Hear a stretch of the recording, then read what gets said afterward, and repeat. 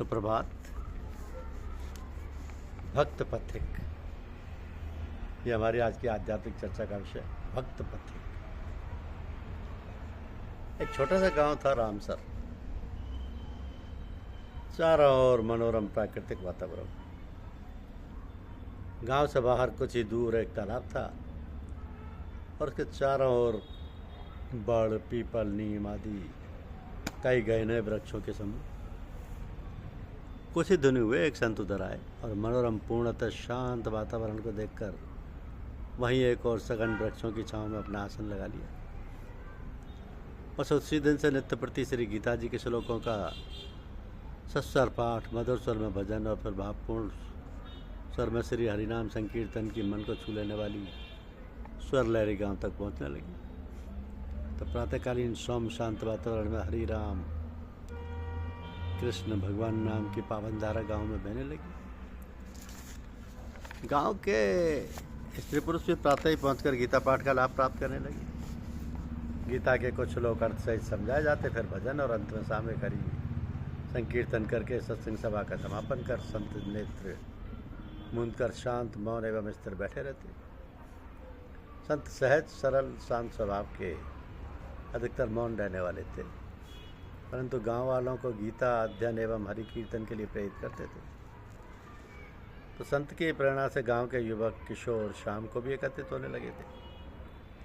इस युवा बाल सभा में संत विद्याध्ययन, सदाचार, सनातन संस्कृति और विवेक विचार पूर्वक आत्ममंथन के महत्व पर प्रकाश डालते। साथ में महापुरुषों की जीवनी, उनके उच्च आदर्श चरित्र पर भी प्रेरणास्पद प्रकाश डालते हुए युवकों एवं बालकों को अपने जीवन में उच्च आदर्शों की स्थापना हेतु प्रेरणा देते रहते थे। प्रातः और साय के सामूहिक कार्यक्रम के अतिरिक्त दिन में या रात्रि में किसी भी समय उनके ध्यान उपासना में व्यवधान न डालने हेतु उन्होंने सभी से विनम्र स्वर में अनुरोध किया हुआ था कि कुछ श्रद्धालु भक्तों द्वारा वहाँ एक साफ सुथरी झोंपड़ी बनाकर उसके भीतर बाहर गोबर मिट्टी से लिपाई कर साफ सफाई की व्यवस्था कर दी थी। लगभग 4 वर्षों से कार्यक्रम आबाद गति से चल रहा था। गांव के वातावरण में सहज सुधार हुआ था।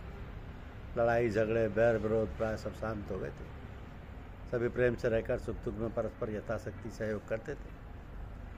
परस्पर के ईर्ष्या, द्वेष, निंदा, चुगली के स्थान पर महापुरुषों के उज्ज्वल जीवन चरित्र एवं श्री राम कृष्ण की कथा, लीला चरित्रों की पावन चर्चाएं होती रहती थी।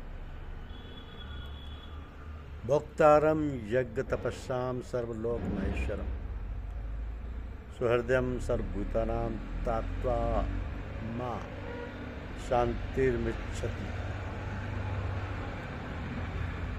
शांतिमृच्छति। तो जो भी कोई पुरुष पारिवारिक सामाजिक कर्तव्य कर्मों का, लोकापकारक कर्मों का, यज्ञ दान तपादि कर्मों का भोक्ता, मुझ सर्वलोकों के स्वामी, सबके सुस्नेही परमात्मा को ही जानता है, अपने सब कर्म मेरी सेवा के निमित्त निस्वार्थ भाव से करता है और पुरुष शाश्वत शांति को प्राप्त कर लेता है। भगवान ने आगे भी कहा है कि स्वकर्मणा तमभ्यचर्य सिद्धिम विदन्ति मानव। अपने यथोचित नियत कर्तव्य कर्मों द्वारा उस परमात्मा की सेवा कर मानव सिद्धि को प्राप्त कर लेता है। फल शक्ति रहित कर्म भी उपासना है, तपस्या है। नित्य नियमानुसार गीता वाचन में 5वें अध्याय का समापन कर संत ने तन्मय होकर प्रभु मेरे अवगुण चित्त न धरो भजन गाया और फिर भाव में चित्त से भी श्री हरिनाम संकीर्तन कराकर प्रातःकालीन सत्संग का समापन करते हुए वे मौन हो गए। लोग भी जाने लगे। भगवान आपके श्री चरणों में हरि प्रसाद का प्रणाम निवेदन है। प्राण प्रिय नीलमणि यशोनंदन के ध्यान में खोए खोए से महात्मा चौंक पड़े। हरि प्रसाद और गांव के श्रीमंत सेठ जो बाहर रहते हैं और यदा कदा ही गांव में आ पाते हैं, उन्होंने प्रश्न सूचक दृष्टि से उन्हें देखा। भगवान, मेरा निवेदन है कि हमें कुछ सेवा का अवसर दें। श्रीमन, मुझे तो किसी भी प्रकार की सेवा की आवश्यकता नहीं। शरीर की जो कुछ उचित आवश्यकता होती है उनकी पूर्ति व कृपालु प्रभु बिना मांगे ही किसी न किसी माध्यम से पूरी कर देते हैं। मैं समझ रहा हूँ कि आपको किसी भी प्रकार की कोई आवश्यकता नहीं है, परंतु हम ग्रामवासियों की अभिलाषा है कि आपके आगमन के साथ जो सौभाग्य इस गांव का उदय हुआ है वो क्रमशः उन्नत होता रहे।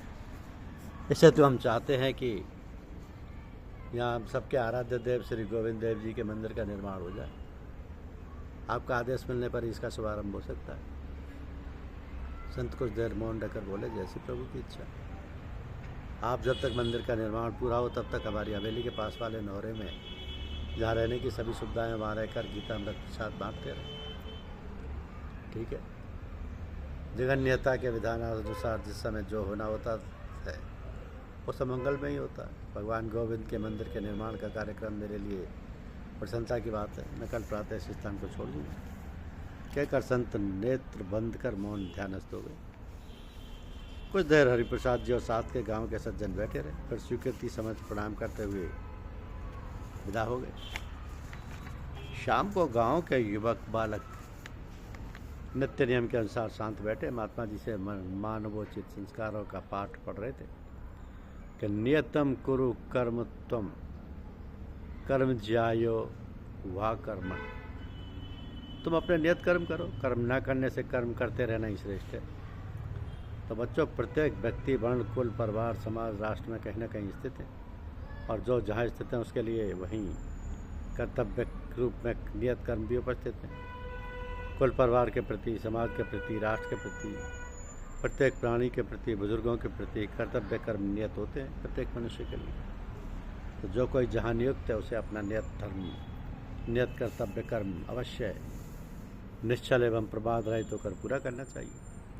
अगर कोई व्यक्ति शासन कार्यों में नियुक्त है तो उसे अपने राजधर्म का अवश्य निभाना चाहिए। शिक्षण संस्था में, चिकित्सालयों में कोई शिक्षक डॉक्टर हो सकता है, ऑफिस, कार्यालय, कारखाने, मिल, दुकान आदि किसी भी कार्यस्थल में जो कोई जहाँ भी नियुक्त है उसे चाहिए कि उसके लिए वहाँ जो कुछ भी कर्तव्य नियत किया गया है उसे वह पूर्ण लगन, परिश्रम, निष्ठा एवं ईमानदारी से पूरा करता रहे।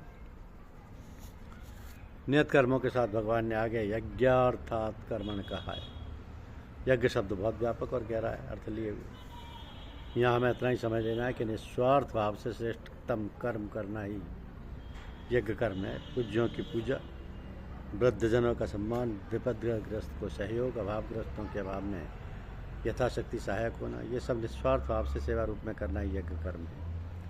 अपने अपने कर्मों में तत्परता से लगा हुआ और यज्ञ कर्म करता हुआ उन कर्मों द्वारा परमेश्वर का पूजन अर्चन करता हुआ मनुष्य संसिद्धि प्राप्त कर लेता है, अपने जीवन को सफल कर लेता है। महात्मा जी, हरि तुम बहुत अनुग्रह कीनो, साधन धाम विविध दुर्लभ तन मोह कृपा कर दीनो। ये तुलसीदास जी का भजन बहुत भाव्य और मधुर स्वर में गाया महात्मा जी। श्री हरिनाम संकीर्तन कराया। तत्पश्चात का बच्चों, जीवन में विद्याध्ययन करते हुए अपने अपने कर्म क्षेत्र में प्रवेश करो। क्षमा एवं दया को धारण कर प्रभु को सदा याद रखना। जाओ अब विश्राम करो। प्रातः जब नित्य नियमानुसार गांव के स्त्री पुरुष आश्रम में पहुँचे तो आश्रम झोंपड़ी छूने पड़े थे। आसन पर एक पत्र मिला, लिखा था, प्रिय बंधुओं, सप्रेम हरि स्मरण। भगवान श्री कृष्ण ने श्री गीता जी में इस दृश्य जगत को आगमापायन अनित्य कहा है। जो संसार है वह आने एवं जाने वाला अनित्य अर्थात सदा न स्थिर है न रहने वाला है।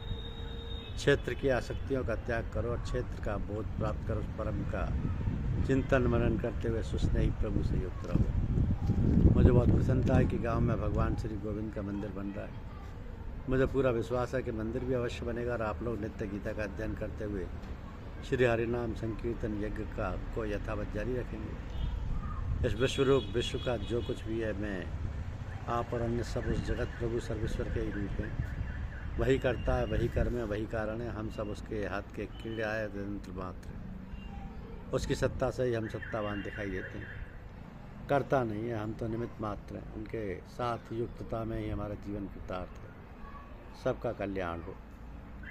ये पत्र गांव वालों के लिए जीवन का प्रेरणा स्रोत बन गया। धन्यवाद। यूट्यूब चैनल को लाइक और सब्सक्राइब अवश्य कीजिए। शुक्रिया।